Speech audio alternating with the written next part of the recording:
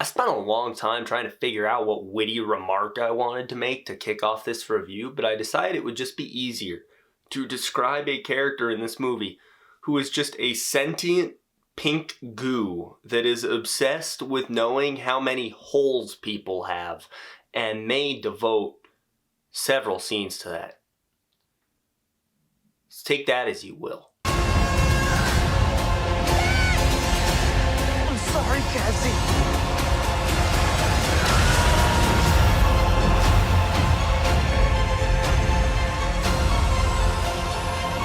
Ant-Man and his friends are sucked into the quantum realm and have to face the multiversal threat known as Kang the Conqueror. That's sort of the best and most vague synopsis I can give of this movie without giving too much away, because I will say that the trailer for this movie did not market the movie that we actually got. I think it marketed a better movie than we actually got, in fact. That said, the story of the movie wasn't bad. I actually quite enjoyed the story they were telling. I just think there were a lot of missed opportunities and they fumbled it a lot along the way. So yeah, I'll be upfront with you guys. I was not the biggest fan of this movie. I think it was fairly average. I'll address the elephant in the room first. Kang the Conqueror is dope. He was pretty good. There's a reason he's the face of this movie. There's a reason he's so front and center in the marketing. There's a reason that the tagline of this movie is referring to him. Because he's awesome. He steals the show. Like, he actually feels like he's in a different movie. There's very silly stuff happening in this movie. There's very fun stuff happening in this movie. Like, they still want to maintain some of that whimsical Ant-Man adventure. But then Kang is on screen, and it's quiet, it's foreboding, it's ominous, it's mysterious. You actually feel the threat of this man. Jonathan Majors killed it in this movie. But there is an issue with Kang, and that's that this is a multiversal threat of a man who has killed so many Avengers, they're all starting to blur together to the point that he has to ask Ant-Man if he's the one with the hammer. So right there, we're already introducing a fundamental issue with the story of this movie, because now I'm supposed to somehow believe that Ant-Man will be able to hold his own against this guy. But some of the choices they make with characters in this film bother me, which is a bummer because some of these characters are my favorite Marvel characters, both in the comics and on screen.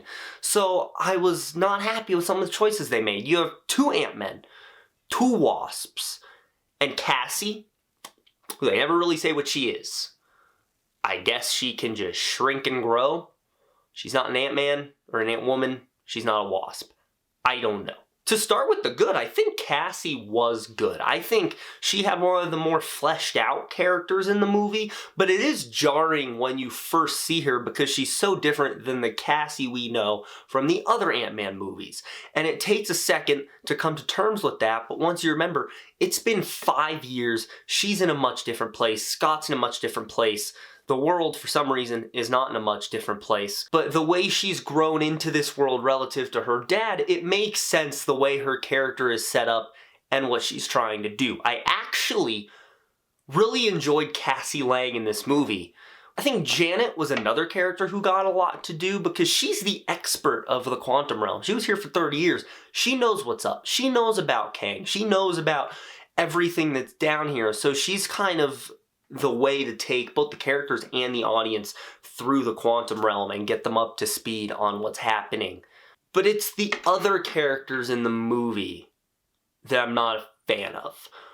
Everything Wasp does in this movie is in the trailer. I'm surprised she even gets her name in the title. She's in so little of this movie. They give more time to Hole Guy and Flashlight Head. Hank Pym is one of the coolest characters in comic books.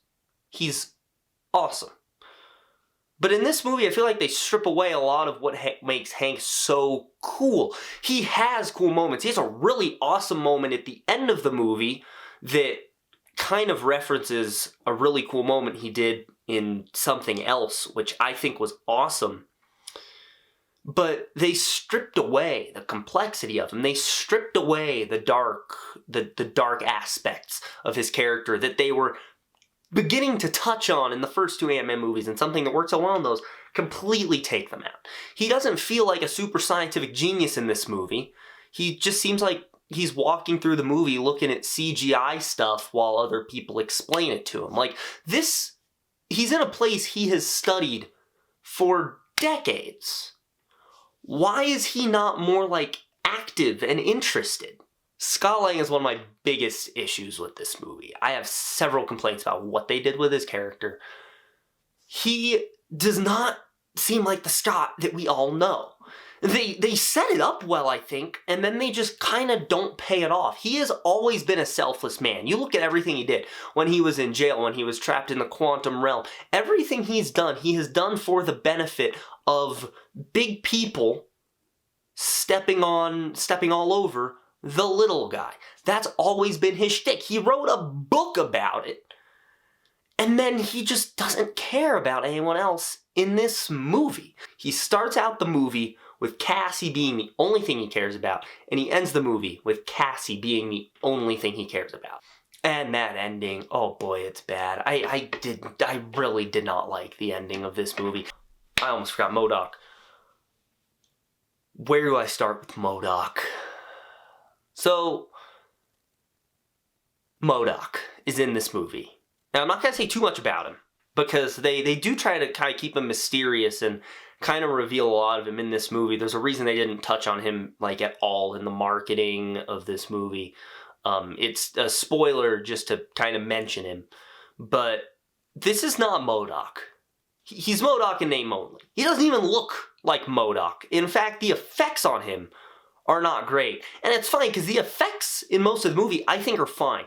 Yeah, there's moments where I can tell they're running on the volume, or they're running on a soundstage or a green screen. But for the most part, since this is just a giant animated movie, the effects look convincing enough. They look good, except MODOK.